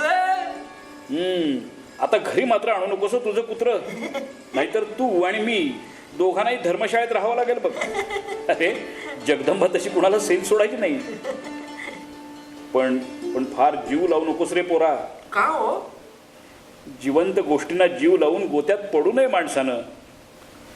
आबा असं अनेकदा बोलत, त्यावेळी मला ते एकदम दूरचे निराळे वाटत. पण ते काळं घरात आलं आणि राधीचं आयुष्य मात्र बदलून गेलं. आता तिला कोणी सवाष्ण म्हणून बोलवायला तयार नव्हतं. अहो कृष्णाबाई, काय झालं केळकर काकू? हो ते राधीचं काळं घरात आलंय ना, तेव्हापासून गल्लीत चेटकाचे प्रकार वाढलेत. अगं बाई, गल्लीतल्या कोपऱ्यावर लिंबू कुंकू घातलेला भात दिसला. अगं बाई, काय सांगताय काय? हो, काळ्यांच्या घरातलं डाळिंबाचं झाड पाहता पाहता वाळून गेलं. कसं? राधी गेली होती ना तिथे, तेव्हा त्या काळ्यानं अंग घासलं झाडाला. अहो, त्या रमा काकूनी राधीनं दिलेला कडीलिंब घेतला आणि त्यांची गाय चाटून बसली. अगो बाई. आणि भागीरथीबाईंचा गडगडा मोडून नव्या घागरी सकट पाण्यात पडला. हो बाई, गौरीचं बाळ तर 7व्या महिन्यात गेलं. अरे रे. आता राधी रस्त्यानं निघाली की बायका बाहेर येऊन तिला शिव्या देतात. गणेशवाडी भटाचा उन्हाळ पोर नाऱ्या, त्याचं काय? त्याने 4-5 पोरांची टोळीच केली आहे. ती राधीला भिंती आडून दगड मारतात. परवा रात्रीचं चिंध्या तेला बुडवून तिच्या खोलीवर टाकल्या म्हणे त्यांनी. हो हो, ऐकलं. राधीनं जाळ पाहिला आणि विझवला. राधाशी आता कुणी बोलत नाहीये. हो. कधीतरी गणेशवाडी भट मात्र तिला काहीतरी पत्रावळीतून आणून देतो. कधी काळ्याला घेऊन फिरायला जातो, त्याला घेऊन बिस्किट खायला घालतो. एके दिवशी आईनं मला समोर उभं केलं. बाळ्या, हे बघ, मी यांनाही सांगितलंय, यापुढे ती राधी या घरात सवाष्ण म्हणून यायची नाही. तिची त्यांनी विचारपूस पण करायची नाही. अगं पण काय हो, आणि तूही लक्षात ठेव, तिच्याकडे गेलास बोललास तर याद राख, आई, तुला माझी शपथ आहे. आई, आणि तू जर शपथ मोडलीस तर मी पड्डीशी मरून जाईन ना. बरू नकोस ग आई, मी देतो शपथ. हे ऐकण्यापेक्षा मी जरा बाहेर जाऊन येतो. नंतर शाळेतून घरी येताना राधीनं मला 1-2दा हाक मारली, बाळ्या, ए बाळ्या, आला नाहीस रे? पण मी मान वळवली. अरे माझ्या डोळ्यात पाणी आलं. नंतर शाळा सुटल्यावर मी मागच्या गल्लीने परसातूनच घरी येऊ लागलो. एकदा संध्याकाळी खिडकीत बसलो होतो तेव्हा रस्त्याने चाललेला काळा दिसला. ए काळ्या, ए काळ्या, ये, कसा आहेस रे? अरे उड्या काय मारतोस? राधी कशी आहे रे? थांब हा, थांब, तुला भाकरी देतो. कोण काळ्या? अरे मेल्याचं. आई, आई मारतेस का काय ग त्याला? चल काय? नको ना, लागला ग त्याला, नको, कळवळला ग ते. आई, आई मी नाही बोलवत ग त्याला परत. जा काळ्या, जा. मेल्या, पुन्हा येशील का? काळुंद्र मेलं. बाळ्या, हे बघ नीट आहे, उद्यापासून तुला राधीकडे जायचं असेल तर जा. काय? हो, माझी शपथ सुटली. खरंच जाऊ? हो, झोपेत राधी म्हणून ओरडत जाऊ नकोस. या आठवड्यात 3दा ओरडलास आणि तुझं नशीब तुझ्या बरोबर. मी तरी त्याला सावरून सावरून किती सावरणार? सारं घरच मेलं फितूर. सकाळी मी धावत जाऊन राधीला भेटलो. ती आलमीनच्या पातेल्यात चहा उकळत होती. अय्यो, आलास? हो. अगं बाई, म्हणजे तू आईची शपथ मोडून आलास? नाही ग, आईच म्हणाली. हा, ये इकडे ये जवळ माझ्या. बाळ्या, आईचं तुझ्यावर फार प्रेम आहे नाही? हे घे, आईनं दिलंय. काय ते? तिचं जुनेर तुला. हा, आणि हे घे 2 रुपये, आबांनी दिले गुपचूप. दे. किती छान आहे रे जुनेर. तुझी आई म्हणजे देवी आहे बघ. देवी? फक्त जीभ मात्र तिखट आहे. तुमच्या रखमाकडून तिनं मला 3-4दा जेवण पाठवलं होतं, माहितीये? मी गप्प राहिलो. जुनेर देता नाही म्हणाली होती. जा, घाल जा तिच्या मढ्यावर ते. एकेकाची देणी असतात जन्मात, ती फेडल्याखेरीज गत्यंतरच नसतं कुणाला. मला तर कधी आईचा स्वभाव समजलाच नाही. आज आमची परीक्षा संपली. आई आणि मी मामाच्या गावाला जाणार होतो. त्याआधी मी राधीकडे गेलो. ए राधी, काय झालं ग तुला? हा, अगं अशी गोंडपाटावर का निजलीयस? हे गाल सुजलाय तुझा, पिवळसर पांढरा का दिसतोय ग? अरे, त्या काळ्यानं काल मला कसं कचकच चावून घेतलं बघ. कसं झालं? अरे, मी त्याला विहिरीच्या भिंतीवरून फक्त उचलून आणत होते. 2 दिवस सारखं वचवच अंगावर धावत होतं सगळ्यांच्या. सुतळी तोडून कुठं गेलंय कुणास ठाऊक. काय लावलंस त्या ठिकाणी? चुना आणि हळद लावलीये रे सध्या. रात्री विड्याचं पान बांधलं की जाईल हो 1-2 दिवसात. थांब. अगं उठतेस कशाला? ऐक, अगं हे घे बदाम. अगं तुझ्यासाठी ठेवलेत. आणि केव्हा येणार गावाहून? महिन्यानं का? हो. बरं, मला विसरू नकोस हा. नाहीतर मोठ्या गावाला जाऊन आल्यावर राजश्री मला ओळखणार नाही. का कुणास ठाऊक, पण परत आल्यापासून मला फार हुरहुर लागली. दुपारी शांत असलेल्या गल्लीत एकदम गोमकाला ऐकू आला. अरे अरे ते राधीचं काळं बघ. हाना, हाना, हाना त्याला. गल्लीत अरे अरे लाल बाटी त्याच्या गल्लीत आल्या तोंडातून. परत. बघा बघा कसं पिसाळे, पिसाळे बघ पिसाळे. चावल चावल घाल घाल दगड घाल त्याला. मेले. हा बस बस मेले. राधी आपल्या काळ्याला मारलं गेलो काय. रडू नकोस. थांब काठी घेते. आई ग मेल्या नाऱ्या मडी ओढली तुमची.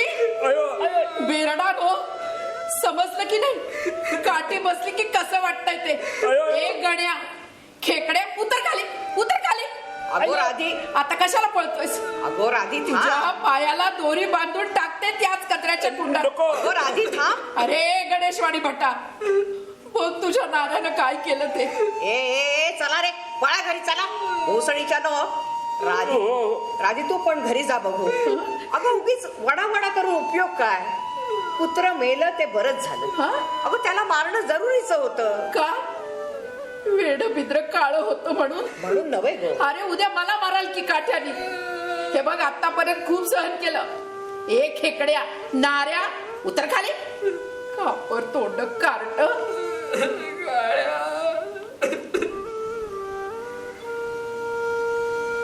आमची गाडी पहाटेला होती. धमणीत बसून मी राधीच्या घराजवळून गेलो.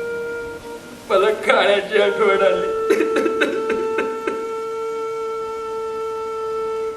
सुट्टी संपली आणि आम्ही घरी आलो. चहा पिऊन मी लगेच राधीकडे निघालो. बाळ्या हे तुळशीचं रोप जगणार नाही. का हो? आणि कुठं निघालास. राधीकडे. हो. नको जाऊस. का? अरे फार आजारी आहे ती. नाही ओळखणार तुला. शक्यच नाही. अरे राधी वेड्यासारखी नाचते. कुत्र्याप्रमाणे ओरडते. लोकांनी तिच्या खोलीला बाहेरून कुलूप घातलंय. आबा गणेशवाडी भट तेवढा खोलीवरचा पत्रा बाजूला सारून शिंक्यानं काहीतरी खाणं आत सोडतोय. अरे पण ते तसंच राहतंय. नुसती वचवच ओरडते बघ. माझ्या अंगावर काटा आला. रडू कोसळलं. मी मुद्दाम राधीच्या घराजवळून गेलो. समोर कट्ट्यावर बसून बोट दाखवून माणसं फितफितत होती. मी राधीला हाक मारली. ए राधी मी आलोय का सुट्टी म्हणून परत. हे राधी. येडीला सांगतो. येडीला सांगतो, वेडी. मी आलो सुट्टीवरून परत. वेडीला सांगतो गो ये. या आधी. घरी मी बसून होतो. आईनं माझ्या पाठीवरून आठवल्यासारखा भाऊ हात फिरवला. जेव काय आहे ते. काहीच केलं नाही मी. नको कुणालाच भूक नाहीये. झोप आता. काय हो काय झालं. राधी मेली. मेली. सुटली बिचारी. तिच्या यातना बघवत नव्हत्या. चल राधीला नेतायत. मी आई बरोबर दारात उभा होतो. आमच्या घरावरून जाताना न हसता जायची राधीची ही पहिलीच खेप. मी परत अंथरुणावर येऊन पडलो. अंग निर्जीव झाल्यासारखं वाटलं. मला सारखं काही ना काही आठवू लागलं. डोळ्यातलं पाणी थांबेना. राधी तुझ्या खांद्यावर चढून मी रायावळे काढले. तुझ्याकडून किती वेळा गाय वाघाची गोष्ट ऐकली. गुळाचा चहा आणि फाटून गेलेलं लुगडं. तुझ्या आईचं तुझ्यावर फार प्रेम आहे ना. हो. तुझी आई देवी आहे रे. देवी. माझी ओळख विसरू नकोस. नाही ग. हा मारलं. कुणी मारलं. माझी ओळख विसरू नकोस. माझी ओळख विसरू नकोस. राधीनं मला देवीसारखे 6 हात दिले. तिच्या आठवणी तिने मला दिलेल्या गोष्टींच्या होत्या. मी मात्र तिला काही सुद्धा दिलं नाही.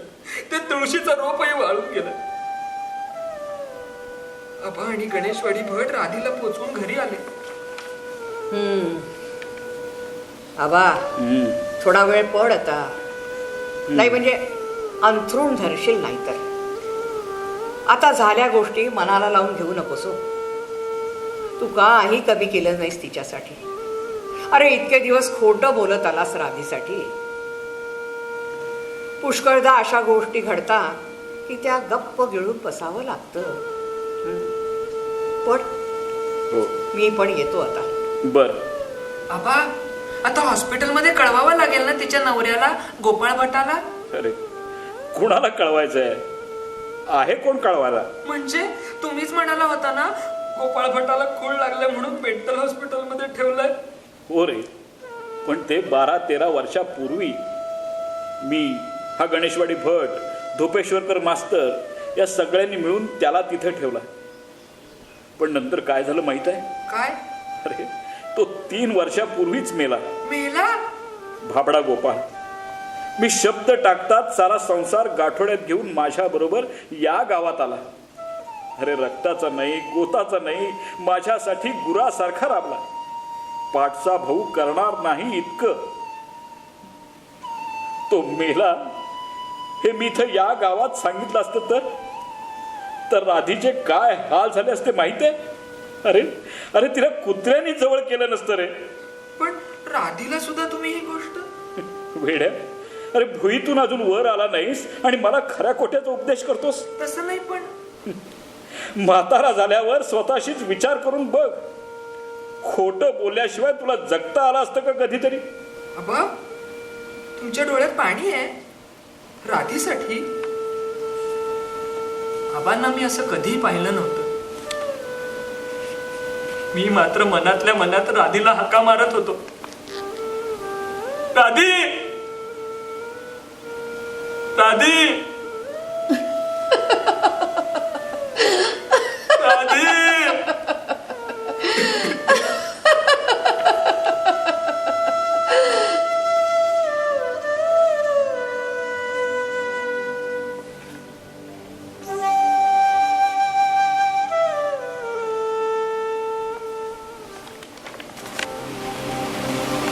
पत्र लिहिताना जीएनचा हात मोकळा होतो. जीए मुख्य वाक्यात कंस टाकून पोटवाक्य लिहित, कधी आपल्या विधानाला मुरड घालत, कधी पूरक लिहित, कधी थट्टा करत, कधी स्वतःची थट्टा करत, कधी कधी कंस घातलेले पुरे करायचे राहून जात. पत्रात दिसणारे मिश्किल जीए. जीएनी जयवंत दळवींना लिहिलेलं हे पत्र पहा. या पत्रात अनेकदा इरेस पडलो तर बच्चमजी असा सूर दिसतो. ज्या मित्राला पत्र लिहायचं त्याचा स्वभाव, व्यक्तिमत्व लक्षात घेऊन त्याच सुरात पत्र लिहिणं योग्य असं जीएना वाटत असावं. स्वनाम धन्य श्री जयवंत दळवी साहेब. पत्र मिळालं. लोकांची न्याय्य देणी चुकवण्यासाठी वडार कांगावा करायचा ही आपण स्वीकारलेली पद्धत जुनी आहे. तुम्ही ती अनेकांच्या बाबतीत वापरली आहे. त्या बाबतीत तुमचं कसब अद्वितीय आहे. तुमच्या पत्रामुळे तुमच्या मुलीच्या लग्नाची वार्ता समजली.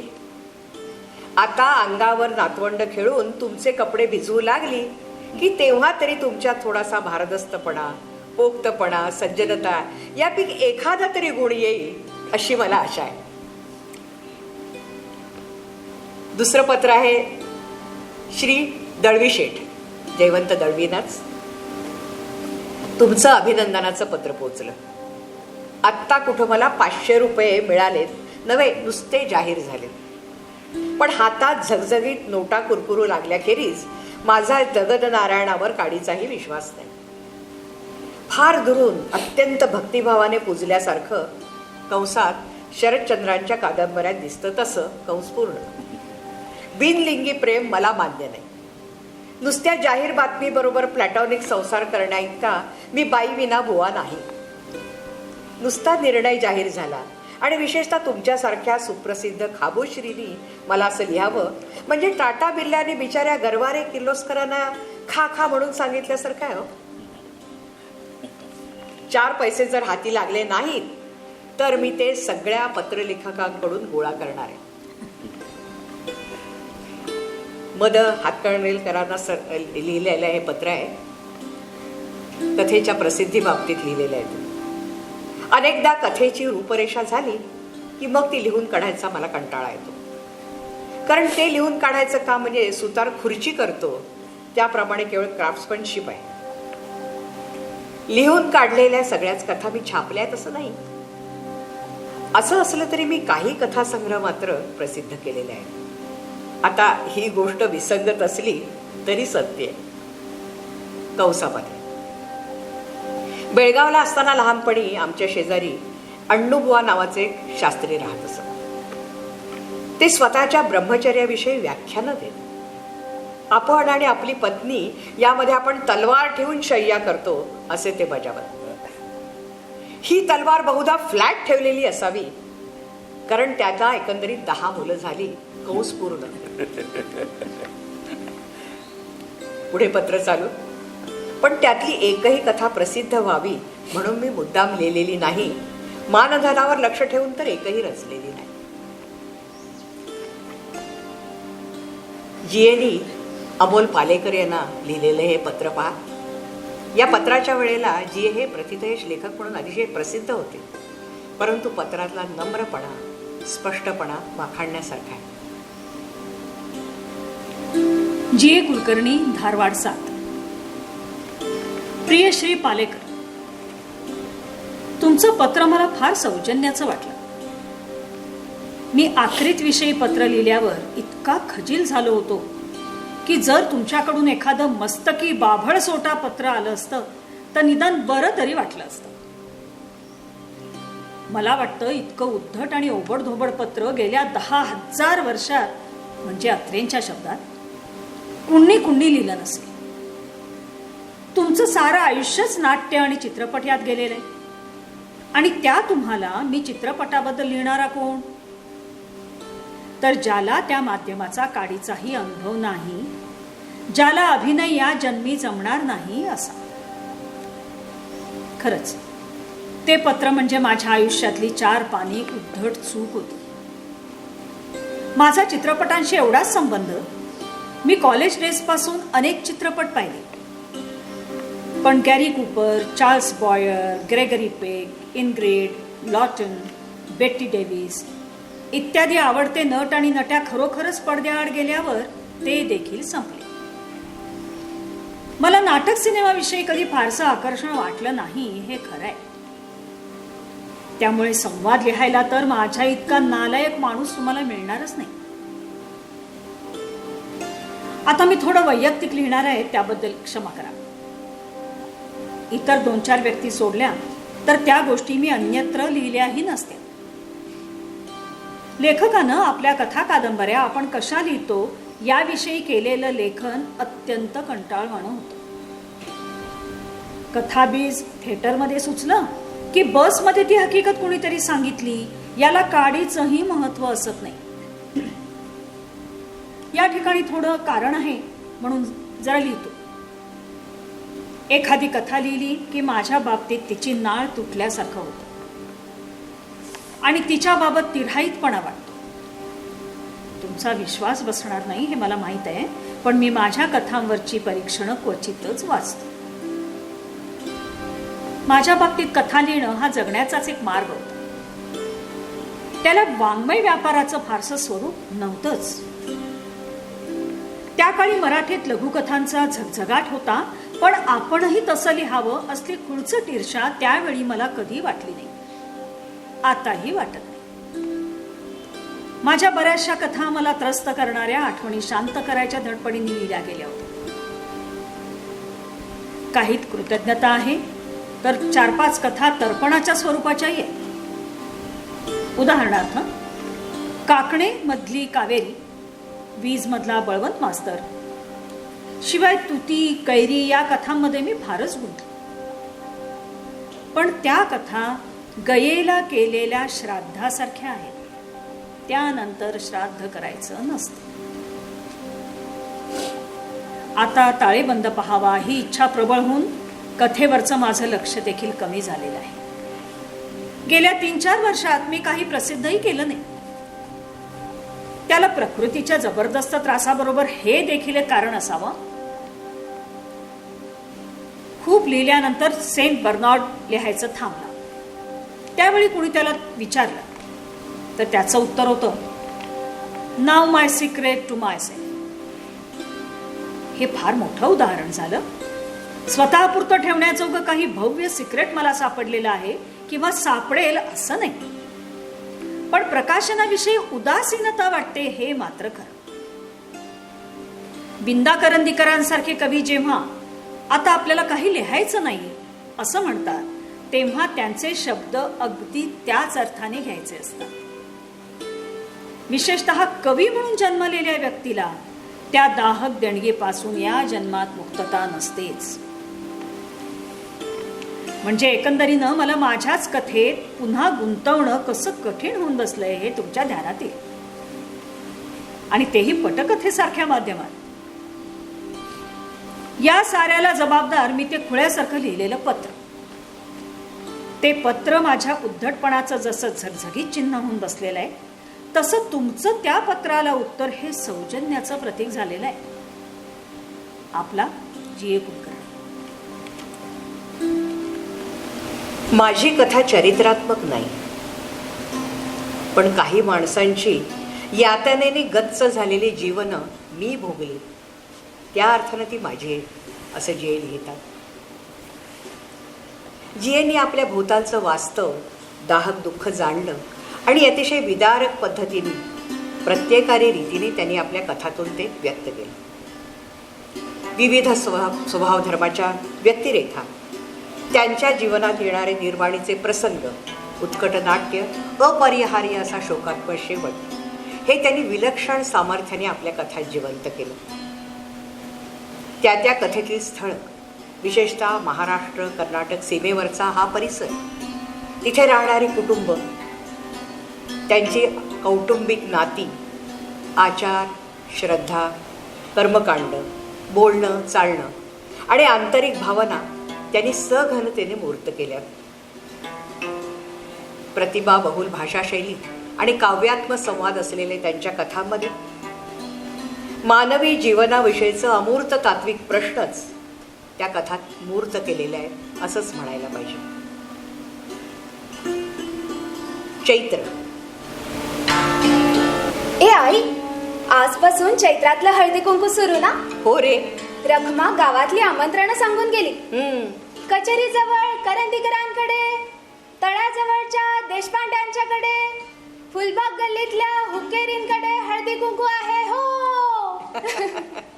मी येणार तुझ्या बरोबर. हो रे, ये.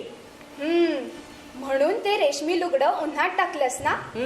तू सजलीस की किती छान दिसतेस. हो ना दादा?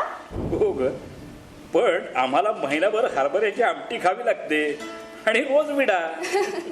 राजू, या बायका मारे नट्टापट्टा करून भटकून येतात आणि विडा हरभरे खावे लागतात आम्हाला. आई, नायकांचं हळदी कुंकू किती छान असतं ग. खरंच. आम्हा पोरांनाही पनप्याला देतात. मजा आहे बुवा. दिवाणखान्यात लाल फुलांचा गालीचा, आरास, झगझगीत समया, वर हिरव्या निळ्या हंड्या आणि एक झुंबर तर दादा किणकिणत असतं. किण किण किण. बघूया. नाही, नायकांकडे जायचं म्हणजे जायचंच. अरे, जायचं म्हणजे जायचंच. बरं बाबा, जाऊया.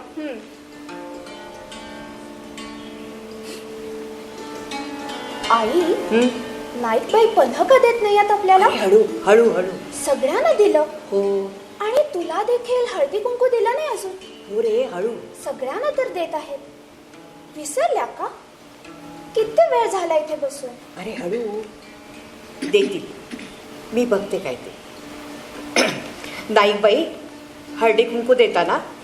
नाही म्हणजे संध्याकाळ होत आली, मलाही घरी जायचं आहे. पण बाई, मगाशीच तुम्ही एकदा येऊन गेलात की?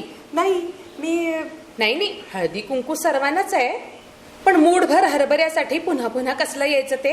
अहो मी नाही आले. काही काय? अहो मी खोटं नाही आले बोलता? मगाशी. मूठभर दाण्यांचा प्रश्न नाही, ती ओटी असते. तुम्ही शास्त्रासाठी एक दाणा घाला सवाष्ण म्हणून. अगं सुनबाई, ते ना त्यांना ओटी हळद कुंकू. नुसते हरभऱ्यासाठी कोण यायला बसले आपल्याकडे? शिक, मला नाही आवडत हे. तुम्हाला माहित नाही कशा बायका असतात एक एक या. अगं सुनबाई, पण थांबा काकू. मी देवीला हळदी कुंकू वाहते आणि स्वतःच कुंकू लावून घेते. चल राजू, रडू नकोस. चल लवकर बाहेर. आई, घरी जायचं ना? हो. मी आग्रह धरला म्हणून तुला? नाही, तुझी काही चूक नाही बाळा. मात्र घरी दादांना यातलं काही सांगू नकोस. हो, आणि घरी पोचल्यावर हरभऱ्यातले 2 दाणे देवाच्या कोदाड्यात ठेव आणि बाकी सारं तिंगवाला दे. हो. आई, हं? नाईक काकूंचे हात सोन्याचे होते का ग? हो. ही एवढी मोठी नथ आणि आंबाड्यावरचं सोन्याचं फूल सुद्धा माझ्या तळ हाता एवढं होतं. बघितलंस? बघितलं. असू दे राजू, ज्याचं त्याच्याजवळ.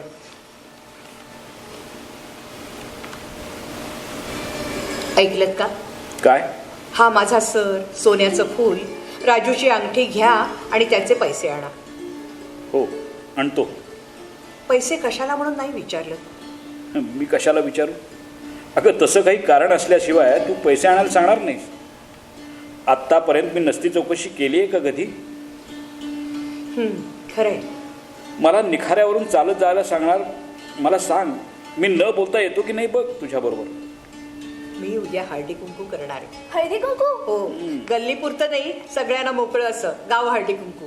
बर आणि ही यादी, येताना इतकं सामान आणायचं. बर, आणतो. आई, पन्हा देखील करायचं का ग? होय तर, अगदी मोठं पिंप भरून करू. वा, मज्जा. हे पहा, श्रीखंडे वकिलांकडून मोठं जाजम आणा आणि कलईचं पिंप. हो, आणतो. राजू, नरसू मामाला सांग, सजावट तू करायचीस. बरं. लाल रंगीत पाट, चांदीचं तबक, ग्रामोफोन सुद्धा. ग्रामोफोन सुद्धा? हो, रखमा देईल सगळीकडे आमंत्रण. राजू, तू पन्हा द्यायचं सगळ्यांना. हो, देईन की. आणि रखमा पाण्याच्या घंगाळ्याजवळ बाहेर कट्ट्यावर बसेल. कशाला? अरे, पाय धुवायला, बायकांना पाणी लागेल ना. आणि आज तुम्ही आणि नरसू दोघं बायका यायच्या आधीच घराच्या बाहेर पडा आणि सावकाश 9 वाजता घरी या. हा, ऐकलंस का रे राजू? काय? हळदी कुंकू तुझ्या आईचं, हो. पण पीत बसणार तू, हो. आणि भटकून पाय जाणार ते मात्र आमचे. मज्जाच.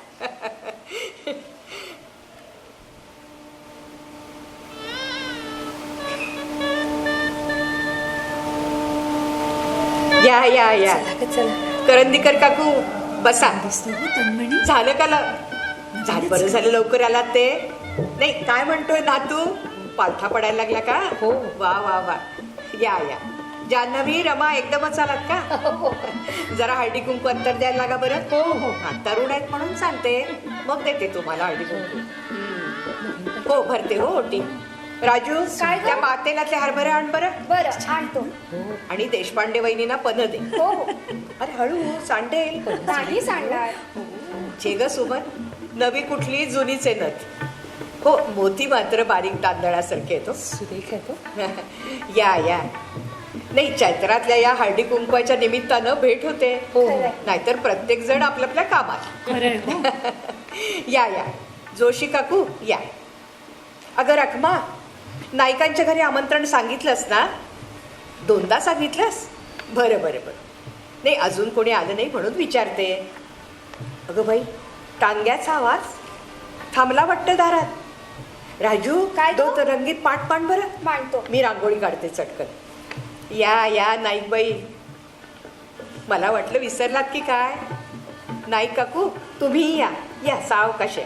हो आले. बसा पाटावर. हो हो, बस.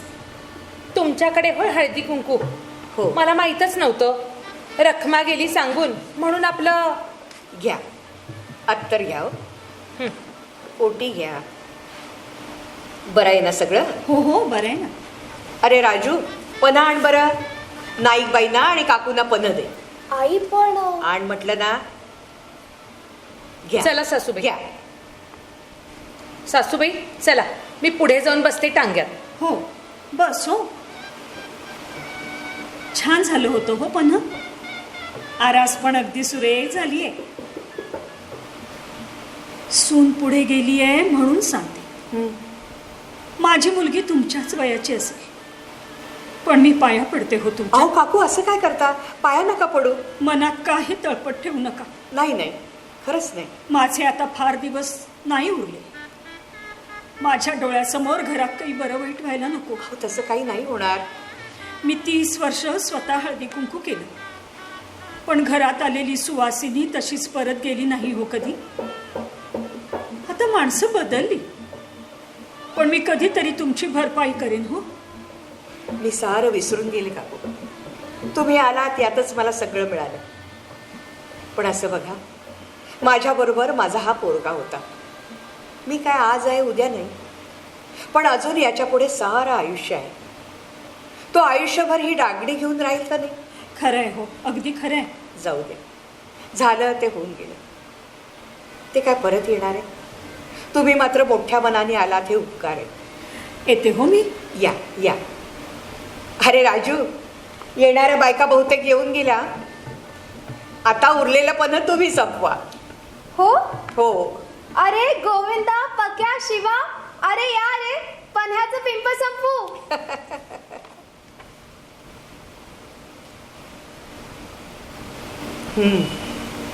राजू, दारात टांगा थांबला असा वाटतं. हो अगं बाई, नाईक काकू वाटतं. हो, नाही काकू. हे बघ, त्यांना हळूहळू आत यायला वेळ लागेल. तू बाहेर जा आणि त्यांना सांग मी न्हाणी घरात आहे म्हणून. अगं पण आणि जाताना त्यांना कोलाड्यातल्या करंडा ते कुंकू लावायला. पण आई, असं काय सांगतेस? सांगितलेलं आहे, बाकी काही बोलू नकोस. जा. पुन्हा चैत्र आला त्या कदाचित मी जाते माझ घरात. तिथे आहे कपाटाच्या आड. बर, या काकू. आई आहे ना रे घरात? आहे, पण न्हाणी घरात आहे. राजू, कोण रे आलाय? मी, नाईक काकू. बरं, या या, बसा. तुमच्याकडे चाले हो प्रथम. आज हळदी कुंकू आहे. रखमा येईलच सांगायला, पण तुम्हाला सांगायला मी स्वतः आले. बरं. मागचं सारं विसरून न चुकता यायचं बरं का? हो, येईन की. थांबता का जरा? आलेच 10-15 मिनिटात. नको नको, होऊ दे सावकाश तुमचं. मलाही जायचंच आहे ना 4 ठिकाणी. काकू, हा घ्या करंडा. लावलं बरं कुंकू? तू देखील यायला पाहिजे सांग. तुला माझं स्वतंत्र आमंत्रण आहे पन्ह प्यायला. हो हो. येते हा. हो हो, या. गेला ना रे टांगा? हो, पण तू आत का गेलीस? म्हणा, आज त्या उद्या त्यांना आपोआप कळणारच आहे. बिचाऱ्या आमच्याच घरी प्रथम आल्या होत्या. मी पुढे होऊन त्यांना अपशकून कशाला करू? आणि हे बघ राजू, काय? एक यापुढे ध्यानात ठेव. चिखलातून जायची पाळी आलीच तर घट्ट मनानं कोरड्या डोळ्यांनी चालत जा. मात्र आपला चिखल इतरांवर उडणार नाही हे बघत जा. हो आई. पण आई, म्हणजे दादा वारले हे आम्हीहून काकूंना सांगायचं नव्हतं होय? हो, शहाणा आहेस. ये, जवळ ये सा.